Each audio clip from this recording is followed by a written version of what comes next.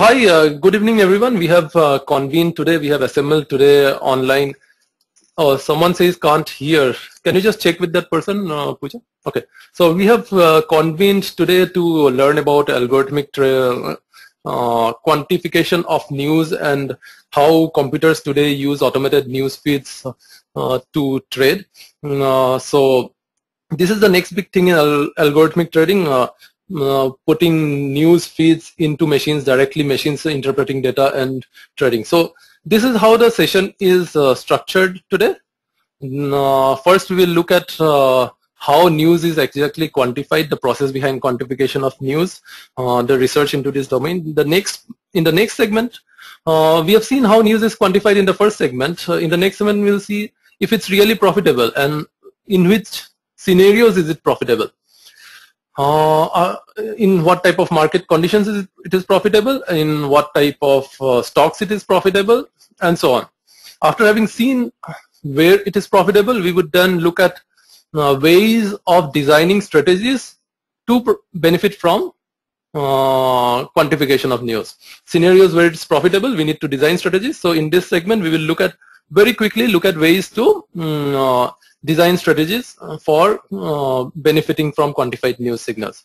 In the last segment, we will use some practical, we will do some practical exercises. We will look at the Thomson Reuters News Analytics tool, which is the world leader in quantified news feeds, and then we will do some quick practical exercises to give you a flavor of how it really works. Okay.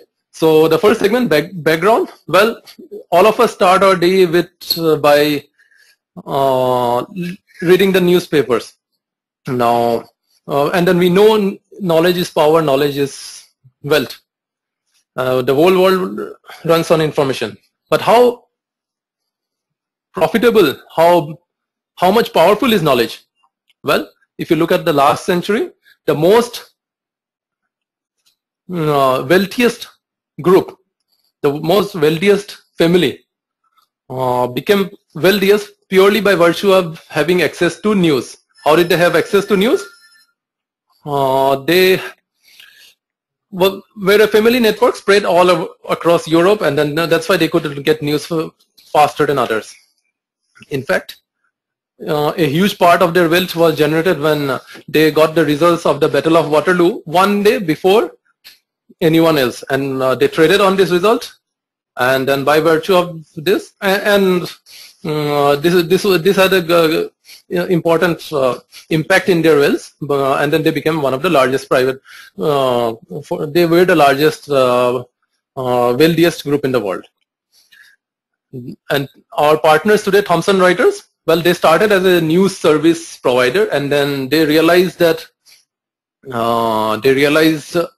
I'll just minimize this, sorry. Yeah, they realized that if they could provide news faster than anyone else to financial players, then financial institutions preferred them over anyone else just because they could provide news faster than anyone else. So that's how they flourished in the 1850s, and then they continued this focus, and then today they are a $12.4 billion conglomerate. Okay. So we have seen that it has been beneficial in the past. How have things progressed? It started from carrier pigeons, runner boys, carrier pigeons, telegraphs, teleprinters, electronic network, machine readable news, or quantitative news. That is what we are going to discuss today. Okay. Now, we all know news is the first order factor that impacts price. It's the most basic thing which impacts prices. So if you can react to news faster than anyone else, then you are definitely going to make profit. And we all know that computers can react faster than human beings for such scenarios. So if you can make a computer to scan a news article, quantify them, and then make a decision, then they can definitely respond faster than human beings. And then the second benefit is they can also monitor a vaster amount of information. So a human being probably takes 10 minutes to read a news article, but a computer can do the same in 200 milliseconds, for example. So it could definitely process a much broader amount of information to respond and then gauge market sentiments and then act on it. The field of looking at computers looking at news, scanning them, deciphering the tone, the sentiment, and then deciding whether it's a time to buy or sell is known as quantitative news trading. So computers scan the news, they decide whether it's time to buy or sell. Like I said, in the 200 milliseconds that a human being has just read the headlines, the computer program would have downloaded the article, analyzed it, and it would have traded and made a profit. There are applications not just in trading. So those of you who are going through today's session, you will find that it will be helpful in other domains as well.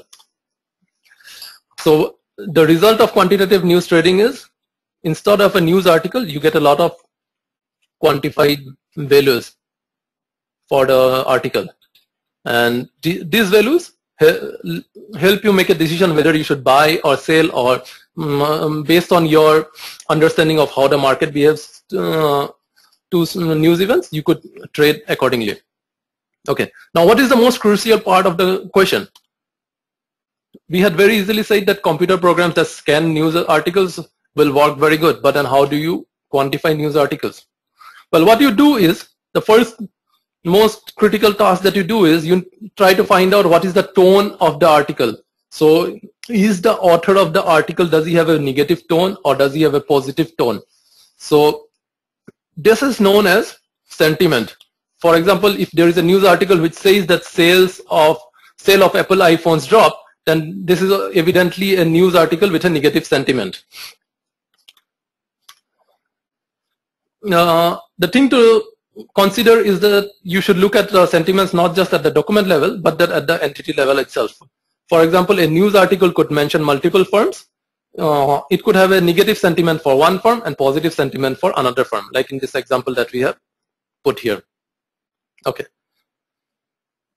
This is well and fine. If you know the sentiment, you know whether it's a good news article, it's a bad news article. The next thing is you need to know how to calculate sentiments for a news article. You have a news article, how do you calculate this sentiment? A nice way to do it is you would look at the number of positive and negative keywords in the news. What can you do better? You could actually say that I will give different weightages to different positive and negative keywords. So I would say that good has a positive keyword, but best has a much higher positive keyword. Bad has a negative keyword, worse has a even more negative keyword. It has a greater weightage and it's amongst negative keywords. So likewise, you could give weightages to different types of keywords and thereby score sentiments. But if you look at this example here, both these sentences are actually the opposite of each other. The first one says it's a good thing, the second one says it's a bad thing. But if you were to score purely on the basis of number of keywords, then both of them will score equally, because the words are the same, but then they are jumbled. If sentiment is scored purely on the basis of number of positive and negative keywords, both of them would score equally, but then evidently the meanings are the reverse of each other. So what is wrong here? What is wrong is the fact that we are not looking at the grammar. So the next thing to do is parse the sentence on the basis of grammar.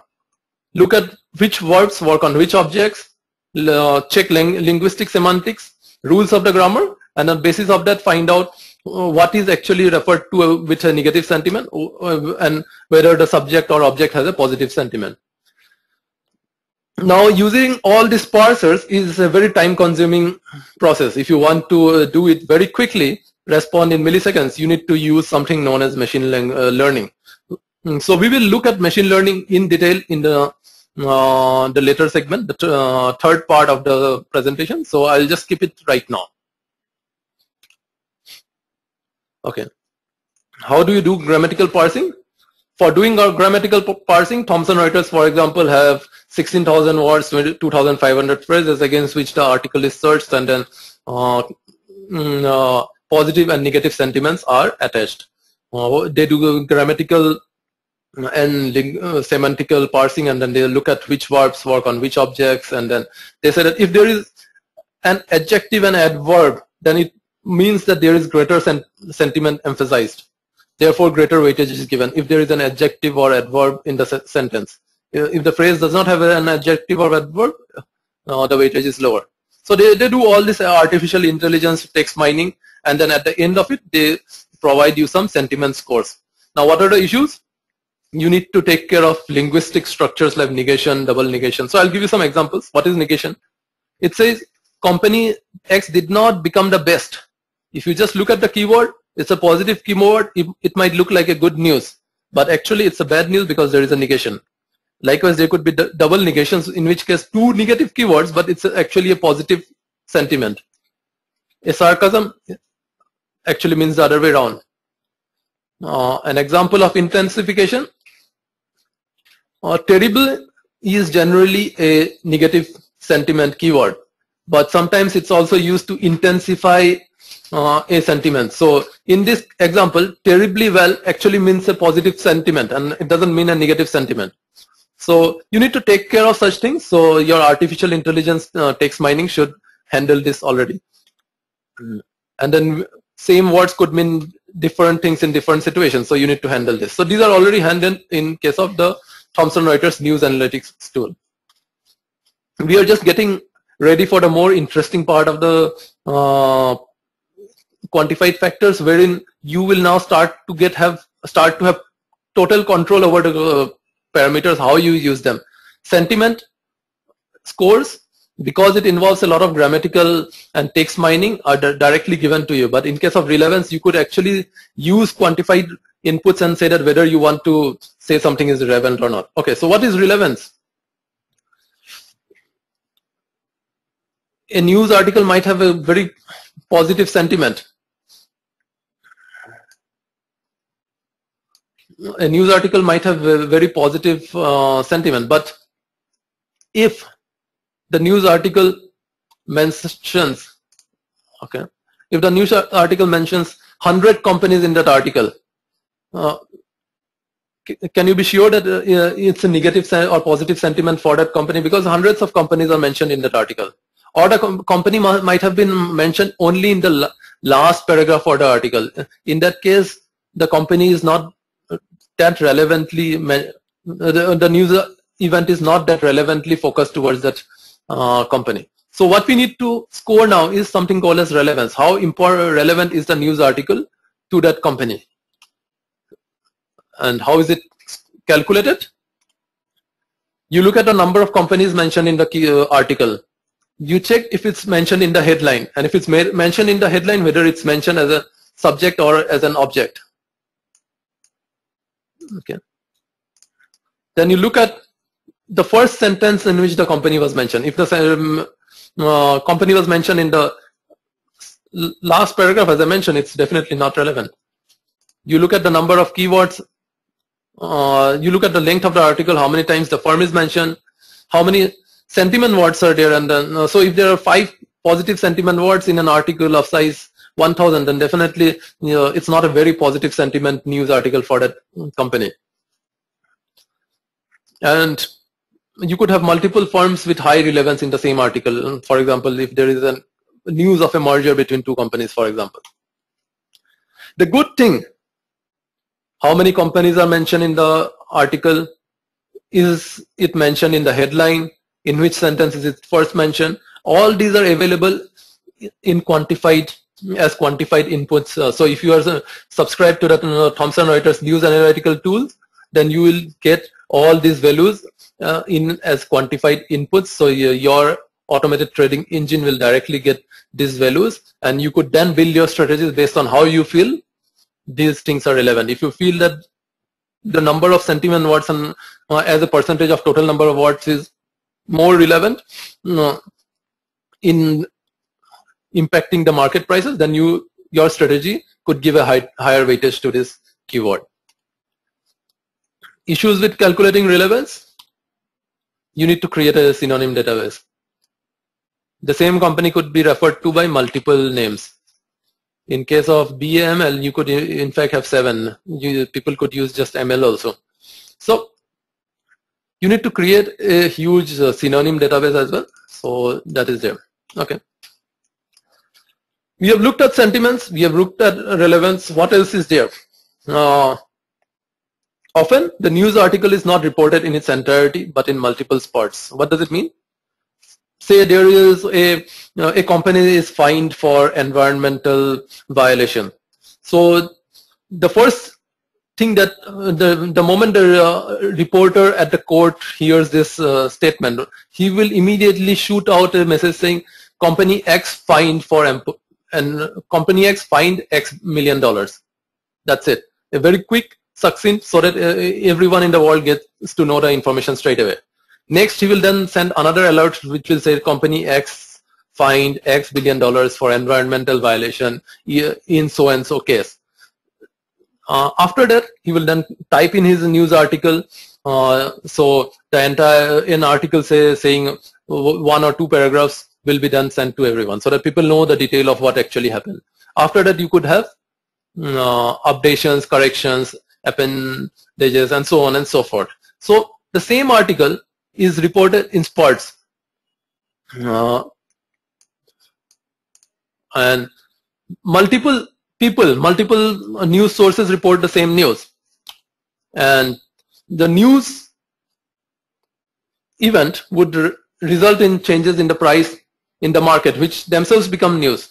So you could have a news article which says that Sesagua stock jumps up 10%, but then is that the news? No, it's actually a result of another news which had to do with, say, some government rules. So what we see is that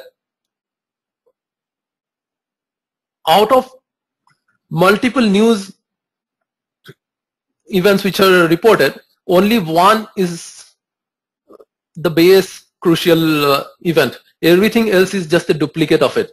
So if you respond to each and every instance of the same news multiple times, if you respond to each and every instance, you are going to end up repeating your actions. So you, for example, if there is a positive keyword, put positive news, and then that will be reported by 10 different news sources, and then even the same news source will first report the alert, then report the main news article, then they would report an updated article. So you would end up buying 10 times instead of just buying once. So that is evidently not what you want to do. So what you need to take care of is the fact that you should check for newness or novelty before responding. Whether you are responding to a new news article or whether you are responding to something which had been already, which has been responded to already. So how do you do that? How do you measure novelty? It's a very interesting algorithm to measure novelty. We have that later in the appendix for those of you who are interested. So you look at the digital fingerprint of the current news article, you scan for the most important keywords, the proper nouns, and so on and so forth, and then you check for the same in historical news articles for the same company. So if it matches, then you say that, okay, this is not a new news article. So you provide a linked articles count. The good thing is linked articles count is provided as an input as part of the news analytics feed.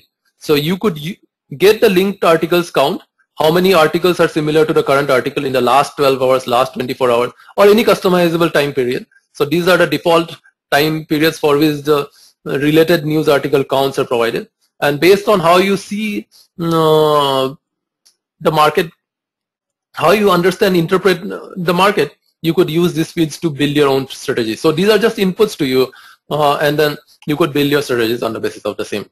So we have seen 3 very critical ways in which news is quantified. You get the sentiment, you get the relevance, and you get the novelty. But are they enough to build trading strategies? Well, they are almost enough, but then some people like to use a few more secondary factors. So I'll very quickly go through all these secondary factors. The first one is market impact. What does it mean? Different articles might have different impacts on the price. So for example, you could have one news article saying that Mr. Michael Dell, CEO of Dell Corporation, is probably likely to have a divorce. The second news article could be Mr. Michael Dell, CEO of Dell Corporation, could possibly be sued for, say, some violation of some rule. Now, both the news articles have negative sentiment, but now you know that the first one will not have a very big impact in the price of Dell Corporation, the second one will definitely have a greater impact in the price of Dell Corporation. So relevance towards impacting the price, that is another factor. How do you measure that? You need to know what is the type of news. So you give different weightages to different types of news. For accounting news, you have different types of weightages, accounting related news. For strategic news, you have different types of weightages. So you say that, okay, if the type code of the news is XYZ, I'll give you it a particular value. If the type code is something else, I'll give it some other value. So when you have the quantified news feed, you get the type code of the news as well.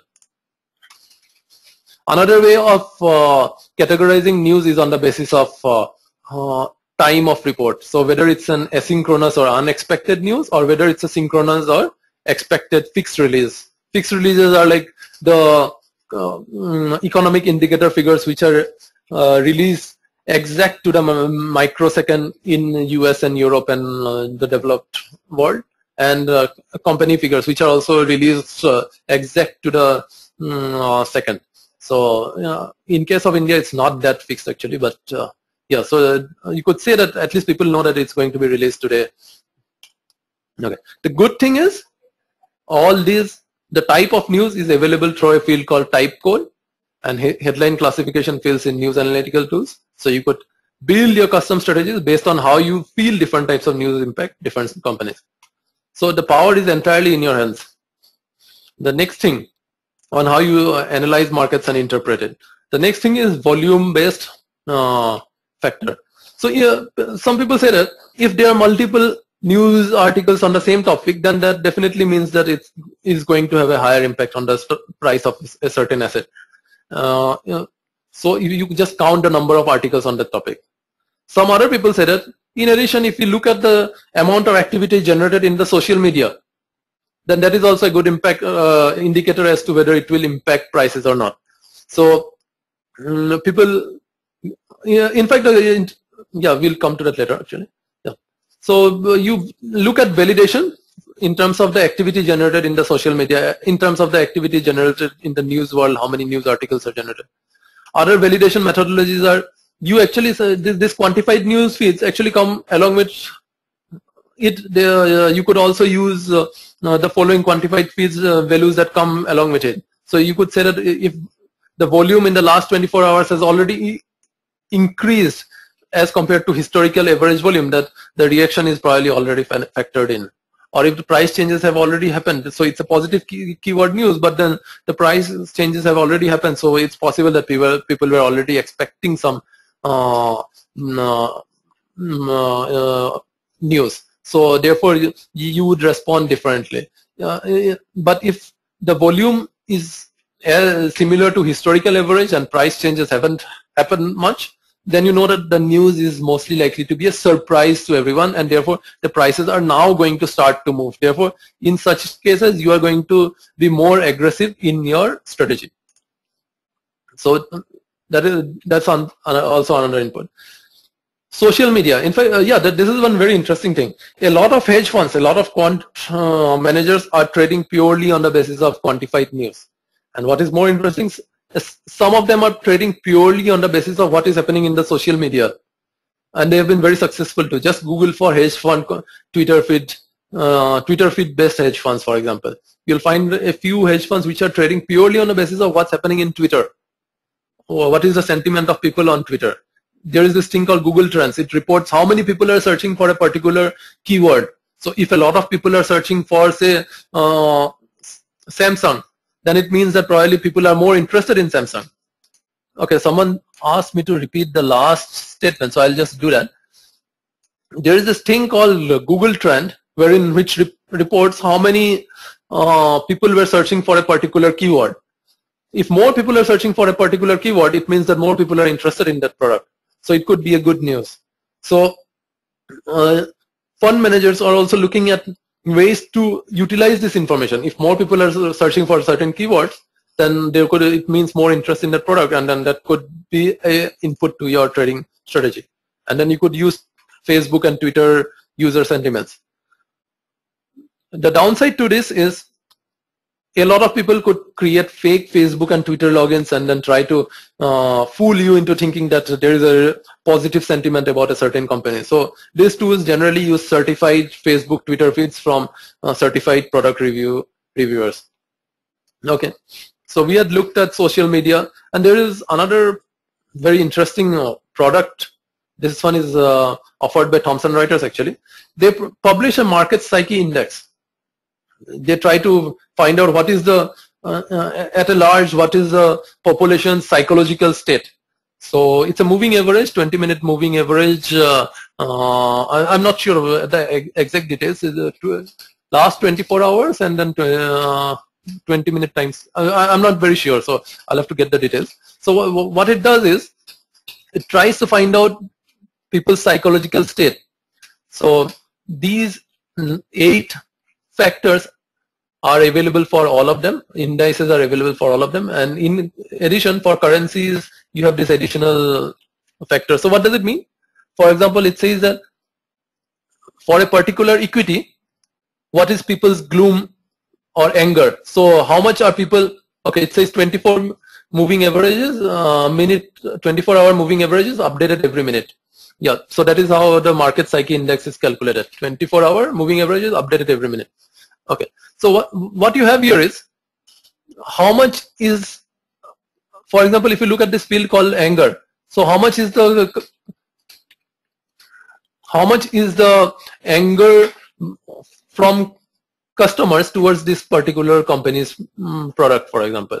Or if you look at this government corruption, how much do people feel that there is corruption by the government? Or how much do people feel about social unrest? Or how much is yes, there's a question. Okay, so that's fine. Or how much is the do people have gloom in this current scenario?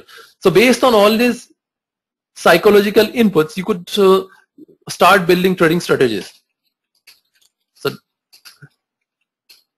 So for example, what you do here is you look at different psychological indices, and on the basis of them you say that how do different companies perform with respect to this. So if there is greater anger towards company A vis-a-vis company B, you could say that customers are not happy with company A, and therefore you would want to sell company A, the stocks of company A, for example.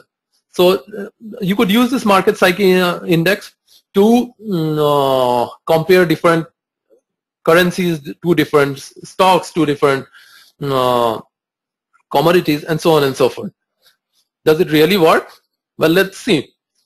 There is, NASDAQ, it's the exchange for all technology stocks in US. So for technology stocks, it's to do well, they need to innovate. Now, if you look at the market psyche index for innovation, it has actually preceded, the change in the innovation psyche index has actually preceded the changes in the actual NASDAQ index. So that means that if you look at the this index, you could have actually forecasted a rise in the NASDAQ stocks. Or if you look at people's sentiment for earnings, this index, market psyche index for earnings expectations, if you look at it, it had actually preceded the actual earnings rise or earnings drops, and then therefore it has been able to forecast, precede the S&P 500 scores. So because it had predicted that people's because people's expectations for earnings had reduced in mid 2000, the market dropped in late 2007. Because people's expectation for earnings started increasing from 2009, early 2009, the market started moving up from later 2009. So it precedes and then therefore predicts. So I believe there are no questions still here. The ways to quantify news. So the 3 most critical ways to quantify news are sentiment, which says what is the tone, whether it's a positive or negative tone. The second one is relevance, which says how relevant is this news for this company. Is this company the main focus of this news article, or is it not that integral a part of this news article. The third part is whether it's a new news article or it's a repeat of an old article. That's known as novelty. So those are the three most critical inputs, and there are a few more like machine learning, volumes,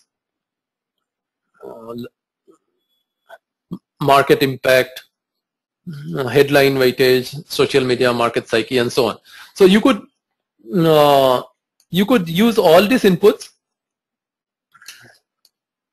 You could use all these inputs, and then based on that, build your own strategy. So you could use this data, backtest, and then find out what is the linkage between. For example, this chart says that there is a linkage between the innovation market psyche index and the Nasdaq, and this chart says that there is a linkage between earnings expectations index and then the market. So likewise, if you do a backtesting, you could find there is a linkage between anger and the company stock price, or gloom and company stock price, for example. So the field is totally open to you. The way you interpret is how do you use machine learning and advanced methodologies to do it. That's up to you. I have a question here. Someone says that is market psyche index, the lead lag relationship is quite high. So why do we need algorithmic trading? Well, in this case, for the broad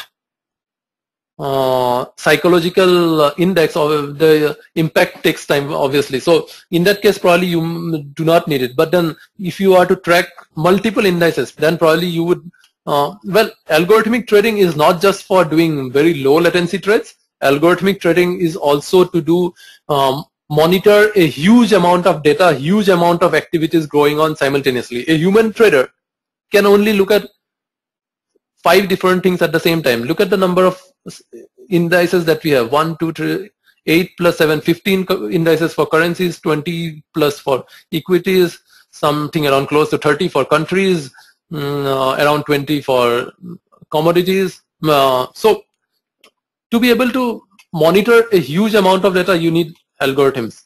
Algorithmic trading does not necessarily mean doing a lot of quick trades. It could also mean looking at a huge amount of data at the same time and then monitoring a lot of data simultaneously. Okay, so till now we have seen how news is quantified. It's well and good that computers have been able to quantify news, but have they been able to do it really well? Is it actually profitable? So let us look at that. Okay, so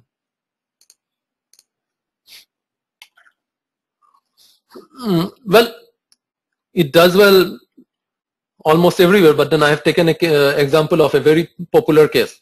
Remember British Petroleum when their oil spill in, I believe it was in Gulf of Mexico.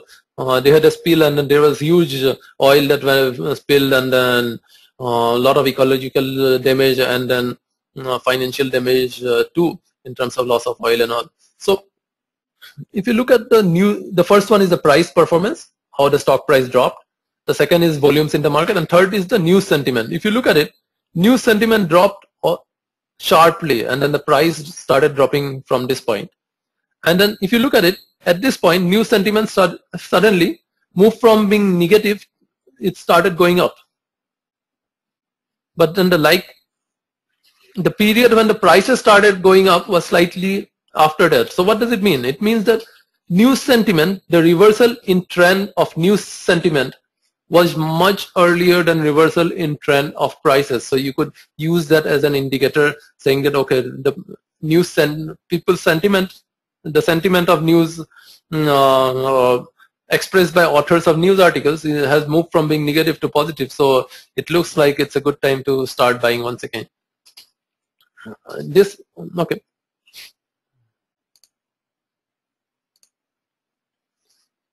Okay, so there are a few questions on how do you decide stop loss, etc. So I'll take all these questions. I'll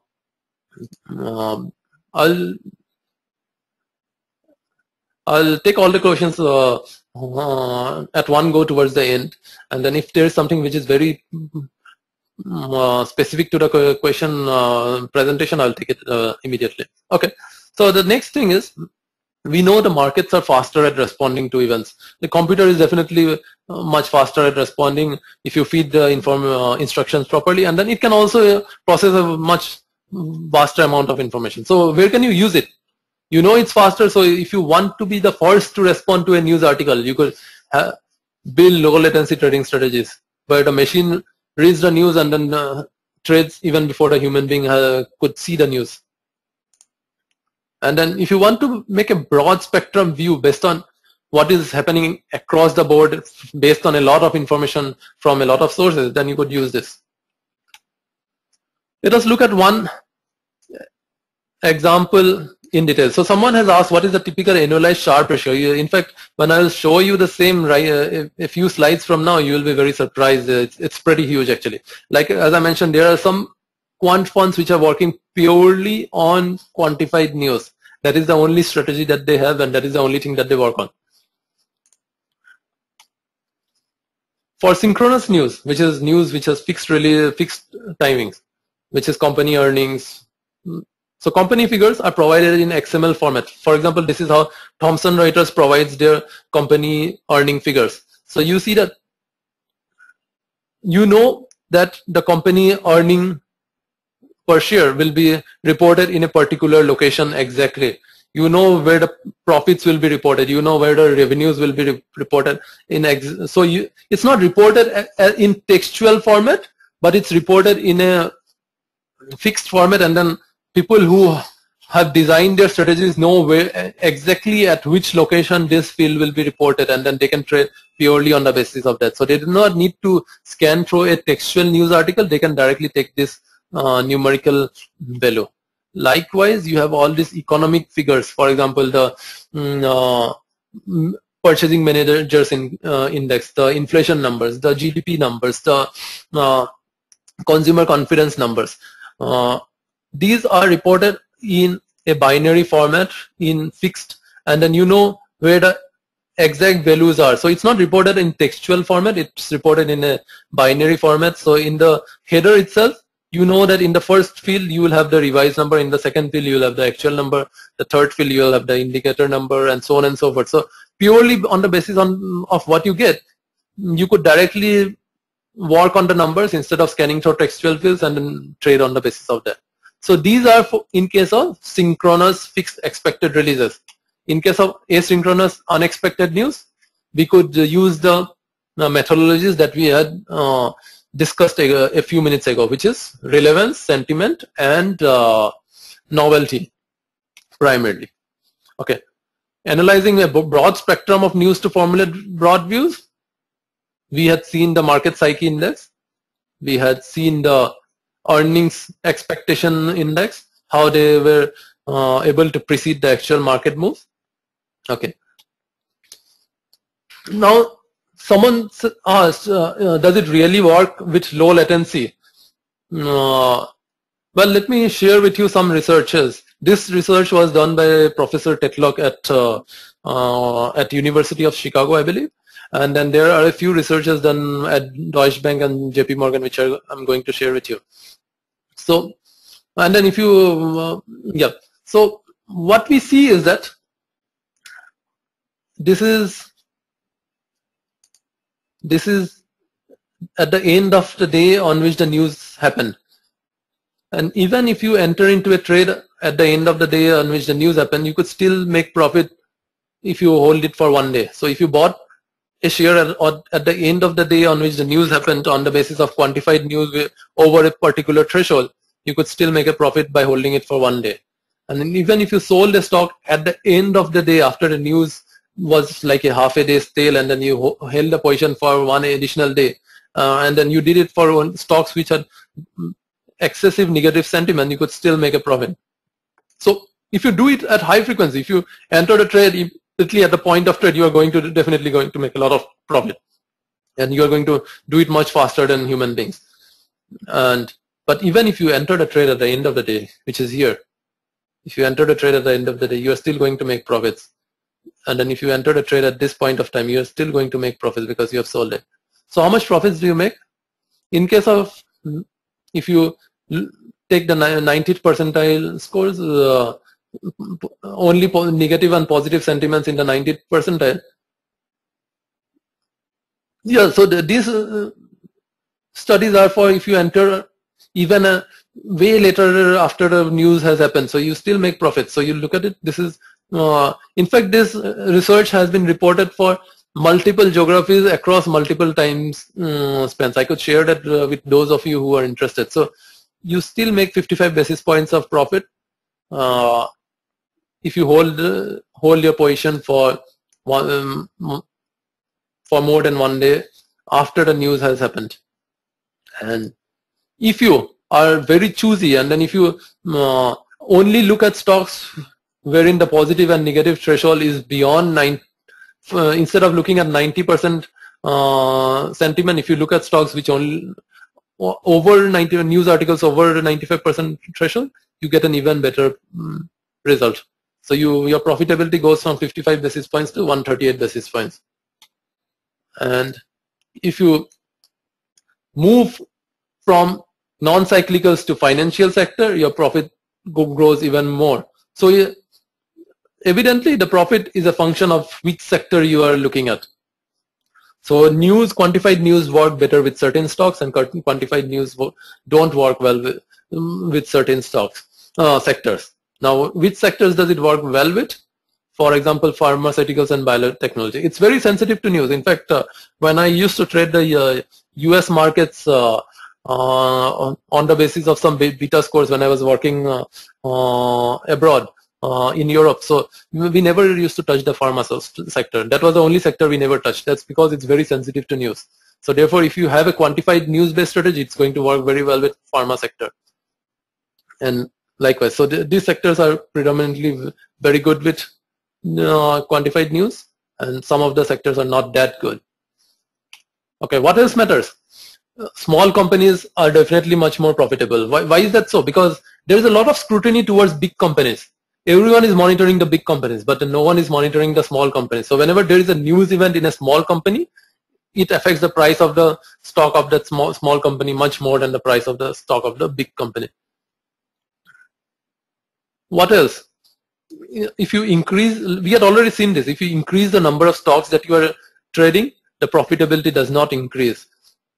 If you are doing a select number of stocks, but then you are using higher sentiment, you are only filtering out stocks which have a higher sentiment or relevance, then you do better. So that is there too. What else? Well, if you just go long on stocks with positive sentiments, or if you just go short on stocks with negative sentiments, it will fail in different regimes. For example, in 2008, if you had a long only strategy for positive stocks with positive sentiments, you would have done very bad.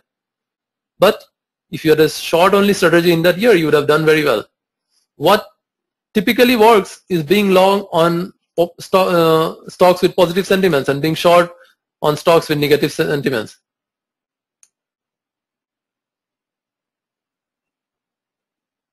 Yeah, trading on international markets is not permitted. I was referring to a case when I was trading in Europe, so from Europe in 2008, at the time of the Lehman crisis. So from what we have seen, the volatility regime has an impact. So during highly volatile periods, negative news has a much stronger impact than positive news. What else matters? In case of stocks with low beta, so people will generally don't expect much movement in them, and if you have a news article, they move a lot. So for example, if here you see a stock with low beta, a stock with high beta. In case of a stock with low beta, the amount of movement is much higher than in case of a stock with higher beta. What else? In what scenarios does it work? In case the VIX is low. When VIX is low, which means it's a low volatile regime.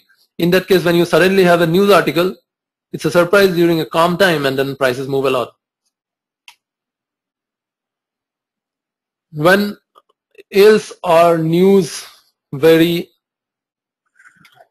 likely to impact? For example, when you have improved markets. In 2009, the markets were down. 2010 and 2011, the markets were up. So in 2010 and 2011, you see that the prices moved a lot on quantified on news even. So if you had quantified, so this is the impact of news on when the news had a sentiment score of over 90%. So this was based on a research done by Mr. Psyche at Thomson Reuters, who heads this machine readable news division. Likewise, so when S&P was at a lower level, the moves were pretty small.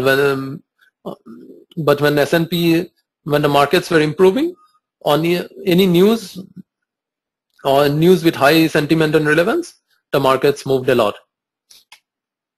Okay, so someone asked what is the results of such a trading strategy? Now this was done by Marcel Dion at JP Morgan. The results, if you see, we start with 100, and then if you just enter at the end of the day with buy stocks with positive sentiments and sell stocks with negative sentiments, you make a lot of money. In this case, the transaction cost and market slippage, J's, etc., are not considered. So if you consider them, the returns come down drastically. But then this is the kind of returns that that is being looked at. So someone has a question: is the data from risk housing collected? No, this is for the US market. But then if you look at Psyche's graphs, he has done it for a lot of Psyche, who's from Thomson Reuters. If you look at his graphs, he has done it for a lot of markets. So you could have a look at that also. Just contact us after the seminar, and then we could. Yeah, but then it's still, someone said that the Sharp would drastically drop if you factor in transaction cost. That's very true, but then it still makes a lot of profit. And remember, this is if you enter the trade at the end of the day. If you do the trade immediately, so this is based on backtesting, wherein you looked at historical news events which had a sentiment greater than 95%, and then you entered the trade. You bought stocks with a positive sentiment of greater than 95, sold stocks which has a negative sentiment of less than minus 95 at the end of the day. But then if you did it immediately, if your quantified news quantification, which is calculating the sentiments, is so strong enough, then and then you enter the trade straight away, you would have made much more profits. Yeah, Patrick Leon. So yeah, your question is very true. If the Sharpe ratio will definitely drop drastically if you incorporated transaction costs. Yep, that's true. But then it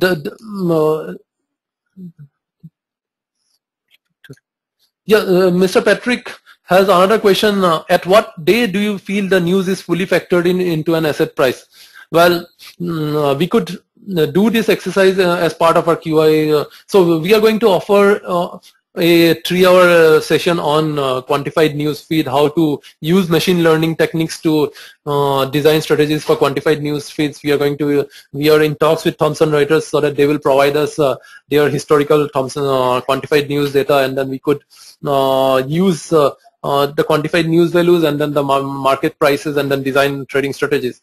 So in addition, we ourselves are also working on it at the same time, our advisory firm, and then I can cite you research reports done by others in this domain. If you look at research reports done by JP Morgan, I believe that was by Marcel Dion, JP Morgan, you will find that it generally they have reported what is the ideal holding period. So 1 to 3 days, and then if you do beyond that, it doesn't make profit. So if you can actually go back to a previous slide and you can see what time frame it works best. It was this.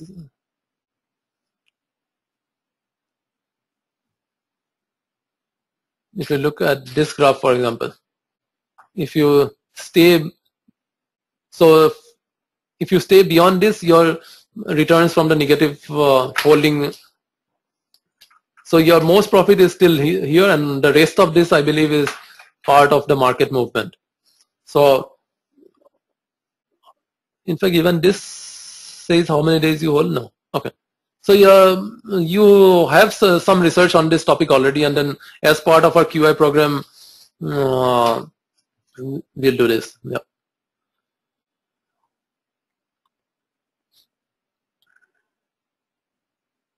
Okay. Yeah, Patrick also has a question on, do you have the performance of the benchmark, which is probably the index at that point of time? In fact, I can share with you all that information. We had gone through a lot of research papers. I personally have read probably around 30 to 40 research papers on this topic before I started working on it myself. So we now have started working on it ourselves. So before that, I can share some of the publicly available research values too. So how it compares with, we can take this at the end. I did not want to go into the details of all of this in today's presentation straight away. Okay. Okay. The next thing is, yeah, you could also use this to trade volatility, for example. When you have a news article, it will impact the price, but it's sometimes difficult to determine whether it will impact it positively or whether it will impact it negatively. But one thing you can be more sure of is that it will definitely impact the volatility of price movements. So if you know that it's going to impact the volatility, you could definitely take positions in Vega. There are a few questions here. There's the market.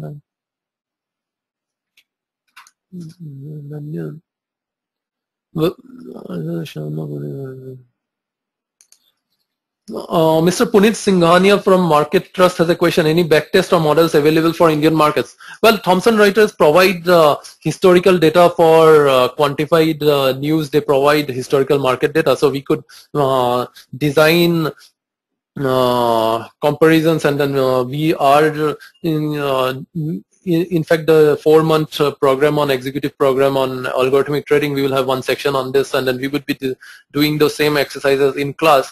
So okay, there's just too many questions flowing right now.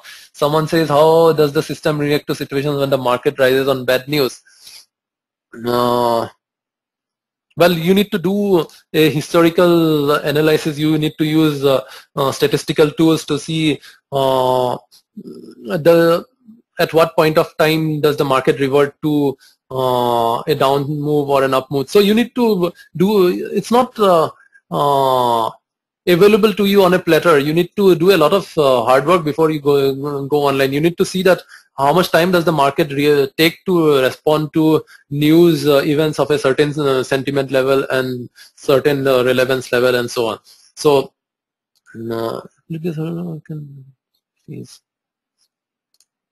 Ahmed Mohammed has a question. Is it a service, or can we use it by fees? Actually, I would suggest that if you have any questions related to the product, you can directly talk to the people from Thomson Reuters. So I'll provide you their contact details, so you could work with them directly and then find out the fee structure and so on and so forth. Yeah, the question on stop loss is a very generic question. So it's the way someone has a question, how do you implement stop loss here? It's the way you implement stop loss in any trading strategy. So okay, so there are more researchers globally on which says what kind of news events have a greater impact. So as expected, opinion-based news does not have as much impact as a fact-based news, and a scheduled expected news does not have as much impact as an unexpected news. Okay, someone has a question, who will provide the current news feed for algo trading? There are Thomson Reuters is the world leader in quantified news trading. There is another company, Dow Jones, and they have a partnership with Ravenpack, but then Thomson Reuters is the de facto leader in this domain. That is what I understand. And then there are quite a few firms. In fact, Bloomberg has started doing some research on it, but then they don't have a proper product on this as of yet. So there are quite a few firms, but yep. Yeah. So primarily it's Thomson Reuters and then the Dow Jones or Ravenpack product. Okay, we had looked at scenarios where it does well and it's well and good. Where does it fail?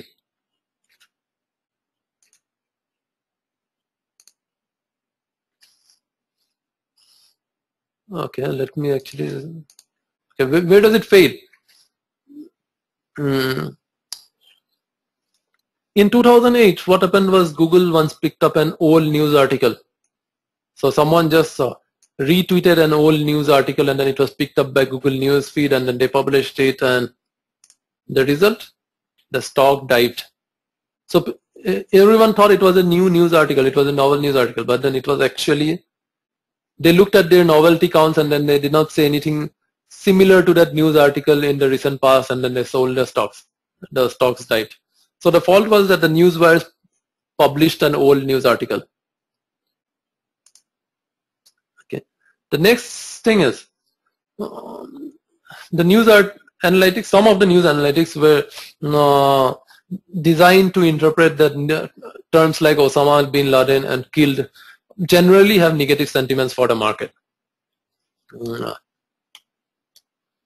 On what happened on May 2, 2012, there was a news article that said Osama bin Laden is killed. News bots saw two negative keywords.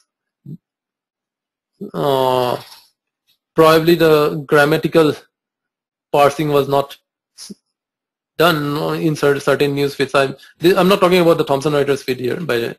So they interpreted it as a negative news feed, and then they sold the stocks.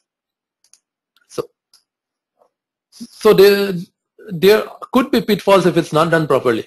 But the interesting thing to note here is that there was a lot of activity at those points of time. It shows that a lot of people are using quantified news feed to automate trading.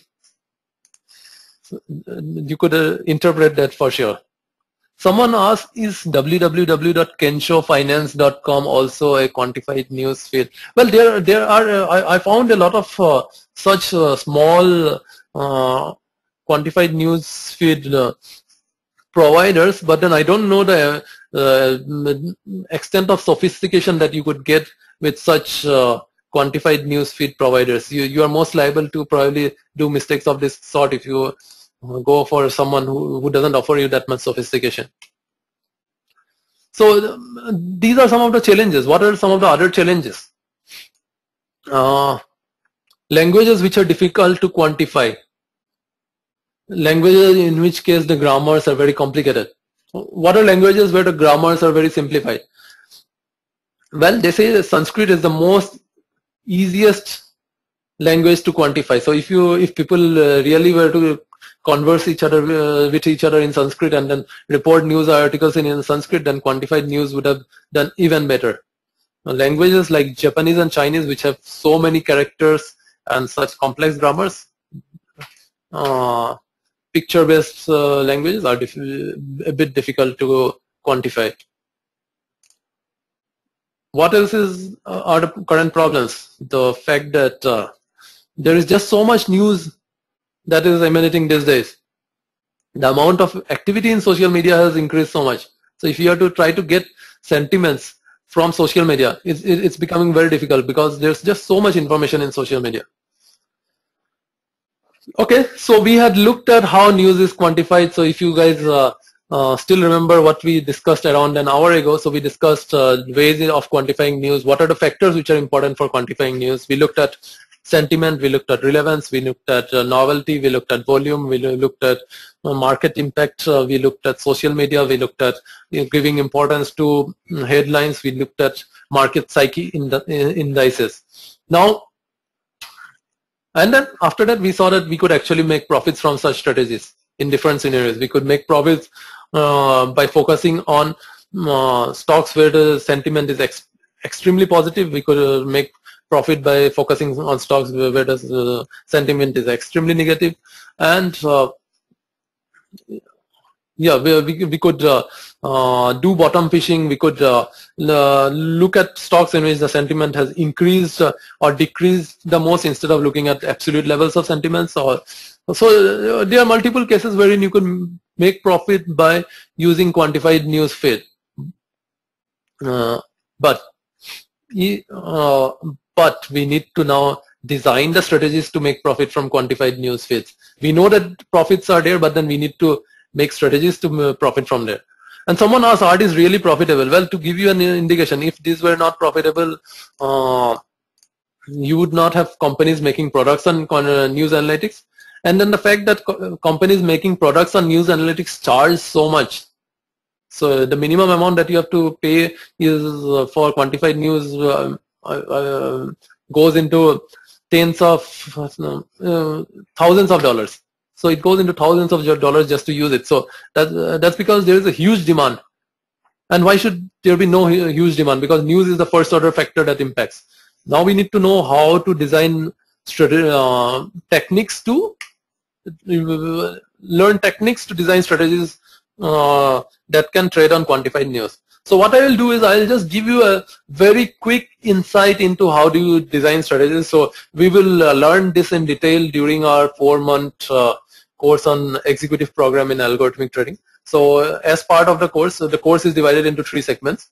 The first part is statistics, wherein we start from basic statistics, end with advanced statistics. The second part is we look at quant strategies.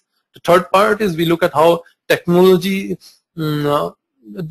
is the technological aspects of algorithmic trading, the algorithmic trading platforms, how to write optimized codes, and then how the different parts link with each other, the components of an algorithmic trading block, how does the CEP work, complex event processing work. So in the second part, which is the quant strategies part, we will have one additional session on machine learning for designing quant strategies. So we are talking with Thomson Reuters to and then we should hopefully get the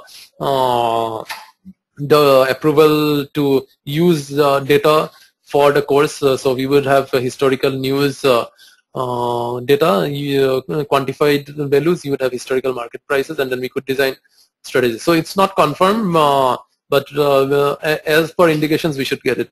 So someone say, do markets recognize this course? How credible? To be able to go into a domain like algorithmic trading, you know, it's very, it requires being an expert in 2 very different domains. You need to be an expert in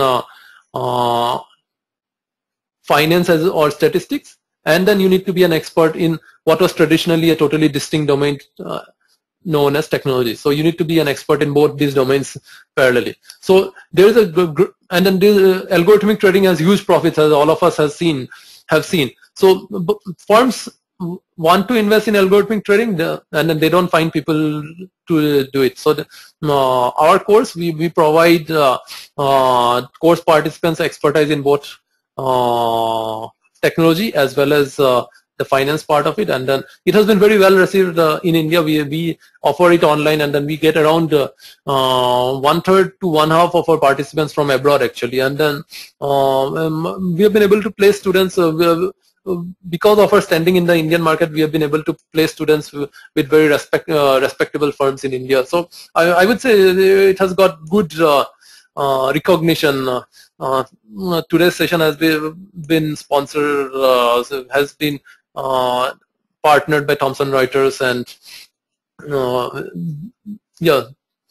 Can we use? Someone said, can we use RSS feeds to build algo? Yeah, definitely. So returning back to the current topic of the seminar, for quantified news, you could actually feed RSS. You could put RSS feeds into your algorithmic trading platform. So in an algorithmic trading platform, you have 5 key blocks. You have the market data adapter, you have the complex event processing block, you have the order manager, you have the risk management block, you have the application block. So you all you need to do is write an adapter which can understand RSS feeds, and then that is very easily and very easy, very possible. Okay, let us very quickly get an insight into how to do machine learning, design machine learning strategies, the details of which we will do in our program. Okay, so within machine learning, what is the traditional approach of designing a strategy? Someone who is an expert, what he will do is, based on his experience and expertise, he will say, oh, I think event A is likely to be followed by event B. So based on his hypothesis, the hypothesis will be tested statistically against historical data. So you will use tools like R, etc., and then you will say that, okay, does historical data actually show such characteristics? Is A actually followed by B historically? So you use those backtesting tools and then try to validate the hypothesis. Now the hypothesis is made by a human being who has experience and expertise. Now, what is the other approach? Why go to the trouble of formulating hypothesis when the hypothesis itself could be wrong, or it's difficult to dream up of the hypothesis? Or why go to the trouble of formulating the hypothesis when you have the output? You know when the market moved up, you know when the market went down. So that's the output. When the market went up or when the market moved down, that's the output. Now you also know what are the inputs. What was the market condition at that point of time? What was the volatility at that point of time? What was the realized volatility, the implied volatility? What was the currency market at that point of time? Or what were the quantified news values at that point of time?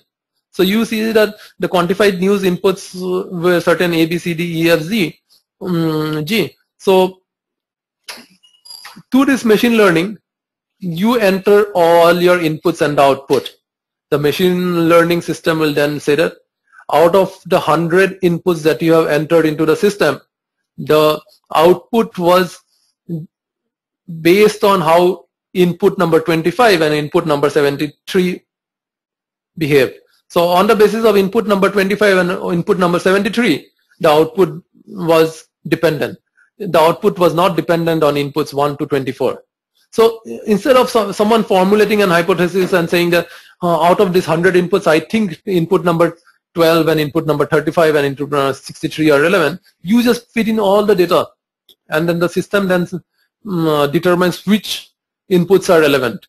So that is a sophisticated way of doing it, and that's a scalable way of doing it. You don't need a human expert who knows the market, number one, and then you could test against a much wider amount of factors.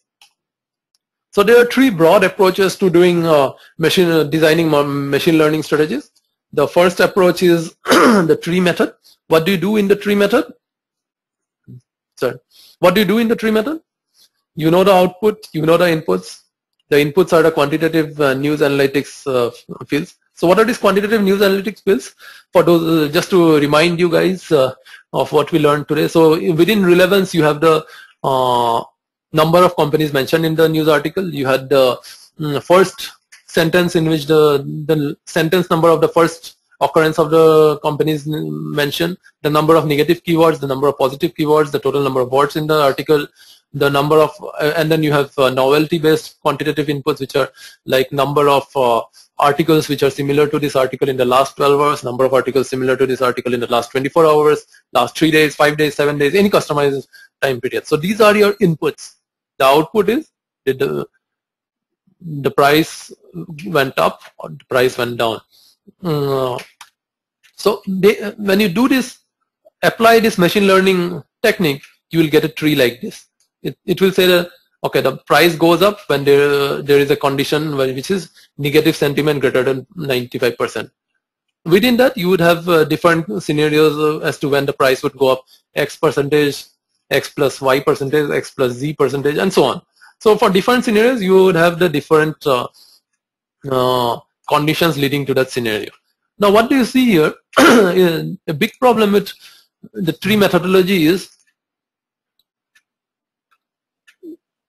it results in a very overfitted tree. It says that, okay, if you have scenarios A followed by B, if the factor A had a particular value, B had some other value, C had a third value, D had fourth value, E had a fifth value, F had a sixth value, then you get this scenario.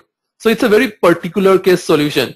So because you have designed it from training data, it will work well with training data, and then it will give you a detailed tree for the training data. But then when you feed real data to it, it won't find these detailed scenarios. It won't find the real data might not have the exact values for each of these fields. So how do you solve this? You actually need to do some reduce the amount of fine tuning, and then you need to prune some of the branches. So there is a process called pruning applied to machine learning strategies, and then that would give you a much simpler and cleaner tree, so which will let you design strategies.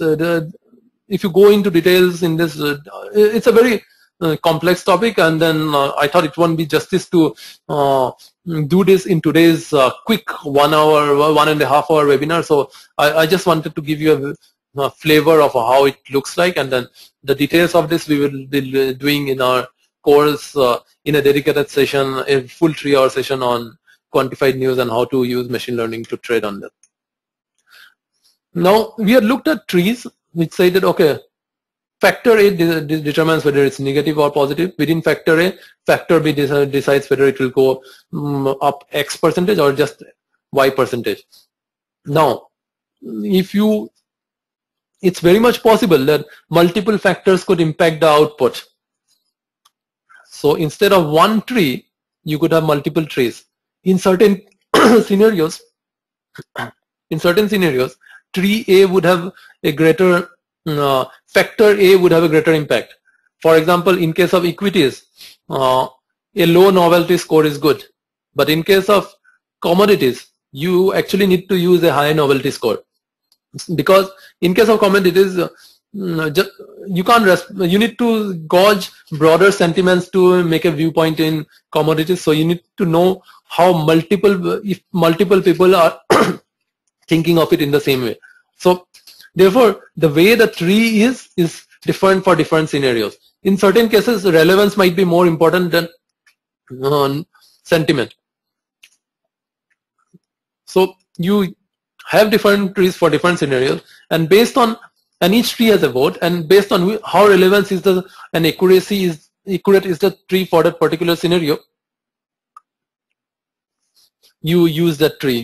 That tree is given a higher weightage.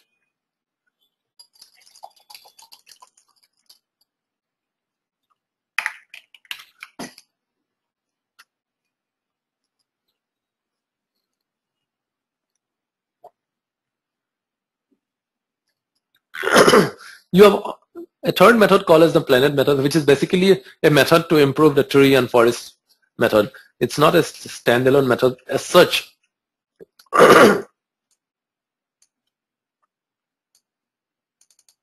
It's not a standalone method as such.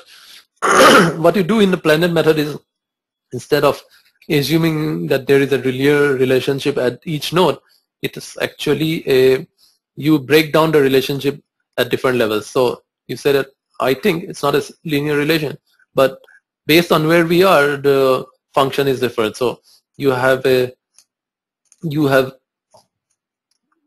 different areas within the planet, and that's how you look at it. So we'll see this in detail when we do the course. Okay, so till now we had been looking at the theoretical aspects of it. We learned whether it makes money. I mean, scenarios, does it make money? We very briefly looked at ways to design strategies. Okay, so let me see if we have a few more questions.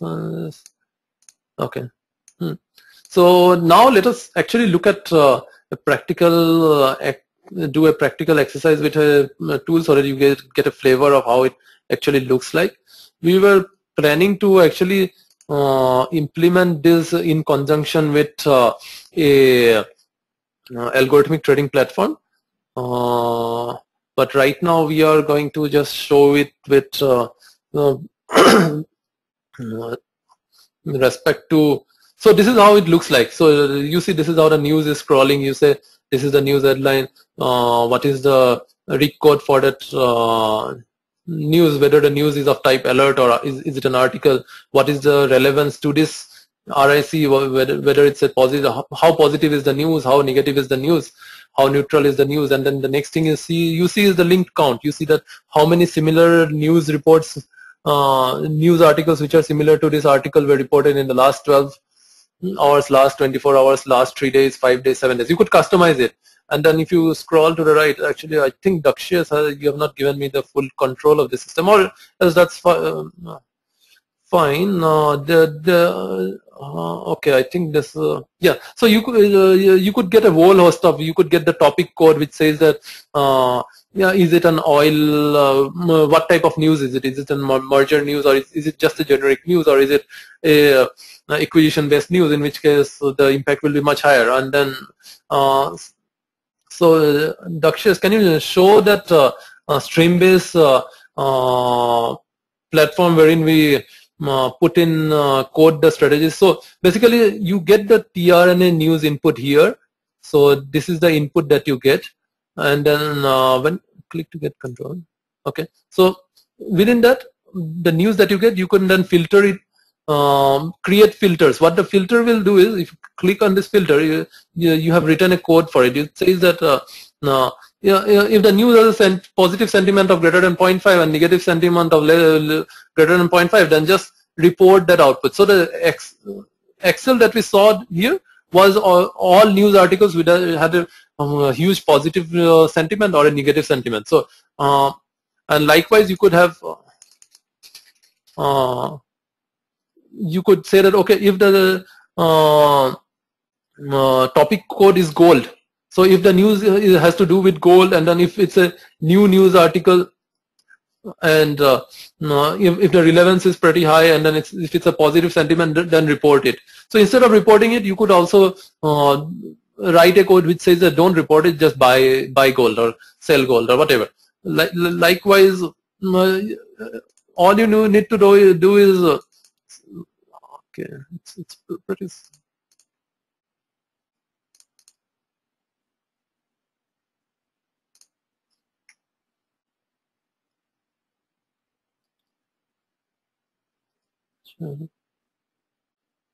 Yeah, so and then if you think that how the Fed response is, or you could say that I'm only looking for Indian companies. So you said that the topic code is India, the topic code is company. So if it's a news about an Indian company, in India-based news, if it's a news about a company, and then if there is a positive or negative sentiment, and if it's a new news article, then report it. Or if you feel that any news article from the Fed has a huge impact, so you could just say that topic code is equal to Fed. So this is how you do it. Actually, we wanted to show it with an algorithmic trading platform and so on, but somehow it could not be arranged today. But yeah, you get a general flavor of how this works. So you could design all these filters so the news is flowing into the stream-based system, and then you put a filter. The filter is outputted here. The output filter, you can, for example, you remember we designed a filter called Indian company. So this is the output for the filter for Indian companies. Likewise, there is this filter for gold. So you had this filter for gold, the output for the filter for gold. And then within that output, you could say that what are the fields that you are interested in seeing. So in addition to this, you could have also looked at, for example, the relevance related scores. How many companies are mentioned. So it's a whole host of quantified inputs which you get as part of the news feed. So okay, let me see. Do we have questions? Lokesh Sikwal, you just mentioned no suddenly. Do you have a query or something? Okay, so or are you facing any problems with respect? Okay, whatever. So just let us know, and then we'll try to rectify whatever problem you have. Okay, so you could use a whole host of, you would get a whole host of inputs, and then so this is how it looks like in real time. You get a positive score in real time, and then you, on the basis of that, you buy a stock. You get a negative score in real time. I believe this has been the news that you see is actually a historical news which has been replayed at a speed of 15 times the actual news or something of that sort, so that you see a lot of positive negative news scrolling in real time. So yeah, 15.2 times the actual speed it's being replayed at. So this is how you could use it and build it. Okay, it's fine for Mr. Lokesh Sikwal. He was having some audio issues. Okay. Yeah, so in fact, if you look at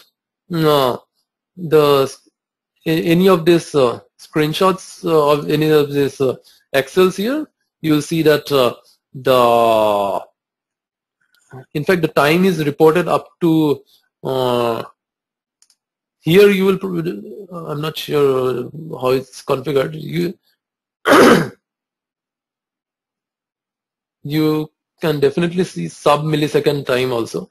So okay, I think it's not formatted in that format, but then if you format it properly, you will get sub millisecond data as well. I've seen sub millisecond in the times millisecond in the time zone, but then I'm told to understand that you get it in you get sub millisecond timestamps as well for each news article. So when you do your backtesting on historical news, you could use the timestamps of the news articles. You could then look at the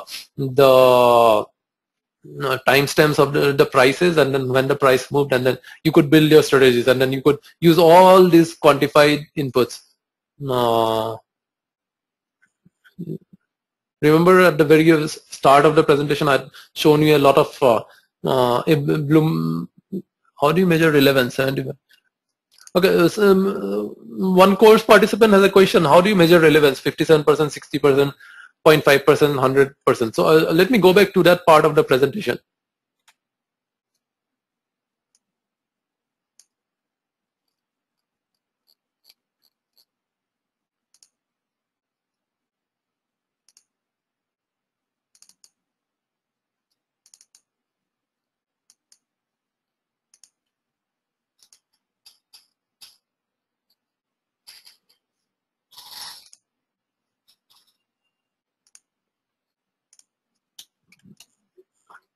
Okay, so these news analytic tools will not give you a relevance score directly. It will just mention these values. It will mention how many companies are mentioned in the article. Is it mentioned in the headline, and so on. So all these are quantified inputs of the news feed. So the news feed that you saw here in this Excel. So the news feed that you saw in the Excel. So here we're just looking at 1, 2, 3, 4, 5, 6, 7, 8, 9, 10 fields. So instead of 10 fields, you could have around 100 fields of data. So a few of those fields would mention how many companies would say how many companies are mentioned, all these values, the length of the article and how many times is the firm mentioned, and so on and so forth. So based on these inputs, you need to write your own relevance score. So how you calculate the relevance based on these inputs is totally up to you, based on how you do your historical backtesting using tools like R, etc. And then based on that, what do you think is more relevant? So you might think that this is more, the first factor is more relevant than the second one, but someone else might think that the second one is more important than the first. So based on how you interpret it, you could use it. So you don't get a pre-packaged relevance score from the product. You get quantified values for each of these factors. Based on the quantified values for each of these factors, you could calculate your relevance yourself.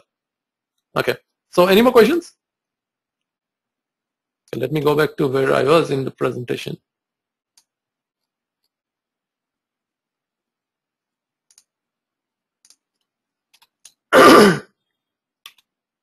Okay, so we are now open to the Q&A section.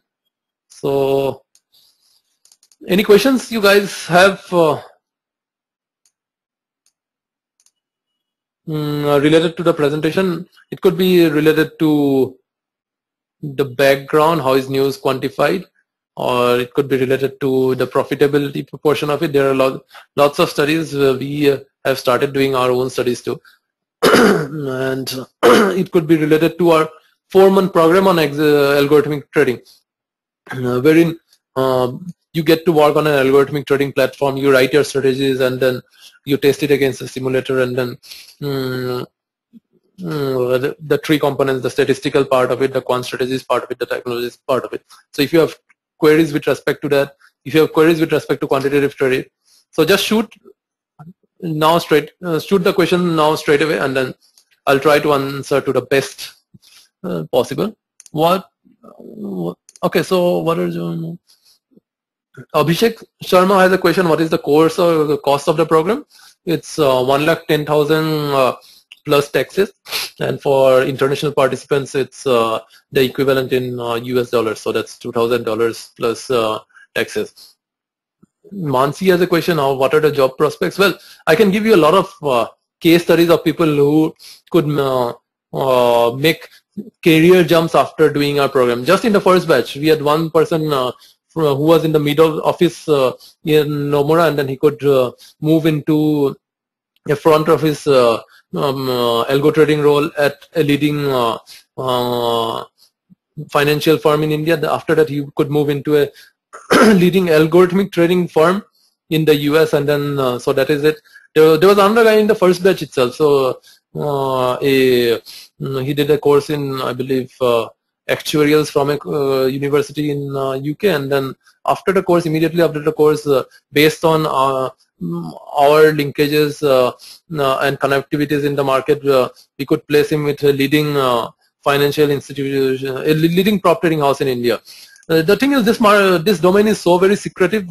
You know about, no one openly publicizes job openings. So you know about job openings only by word of mouth and so on. So by virtue of the fact that we work with a lot of firms in this domain, so we have been able to place a lot of these participants. In fact, to answer your question, we maintain a very active job database, and then we assist course students in moving to jobs. So I gave you just 2 examples just from the first batch. Right now we are in the 17th batch, so you can, if I continue with the list, it will be a very long list of job assistances that we have done. So we have a lot of job roles, offerings that that we help people move into. In fact, the thing is, algorithmic trading,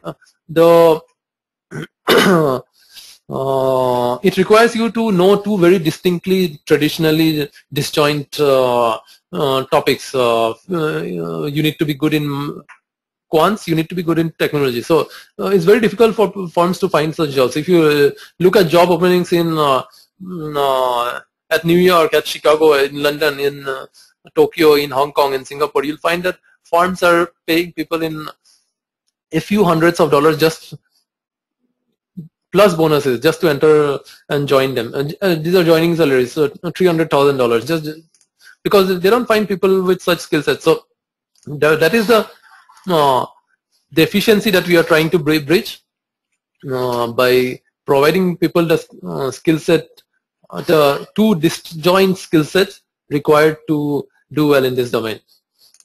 Someone says, is the job stressful like treasuries? Does the job keep you on your toes? Well, it depends on what type of algorithmic trading strategy it is. But then, yeah, you need to keep modifying your strategies. But then, unlike treasuries, if you have a strategy which returns consistent alpha day after day, then I would say it's less stressful. It would depend on person to person how they. Okay, so there is one question: what is the difference between the course that we provide and then the course provided by CQF? Well, for those of you who are not aware of it, CQF is the de facto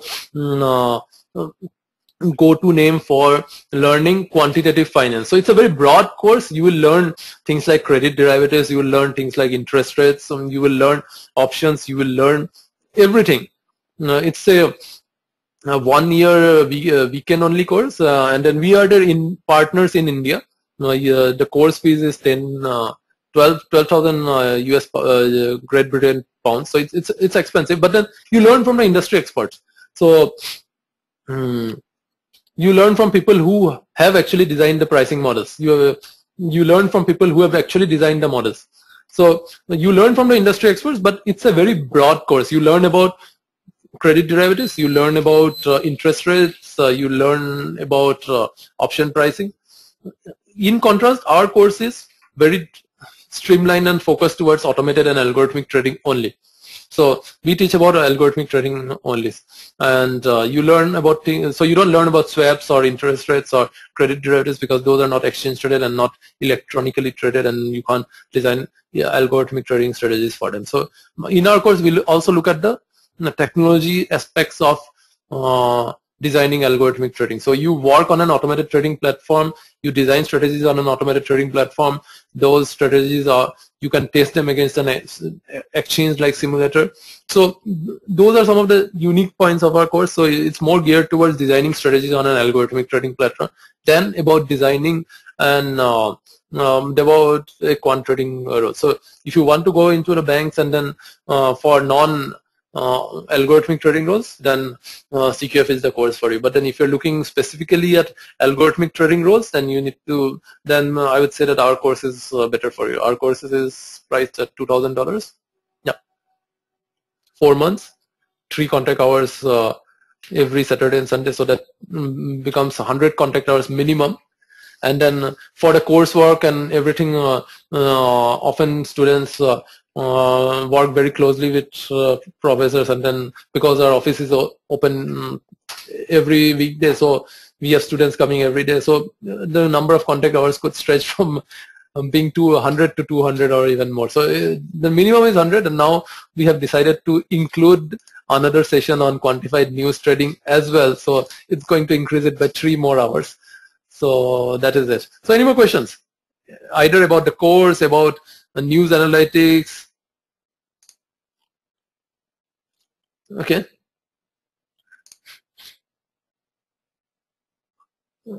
There is someone with the name I, and he asks, how much percentage returns can one generate per annum per month after learning all this?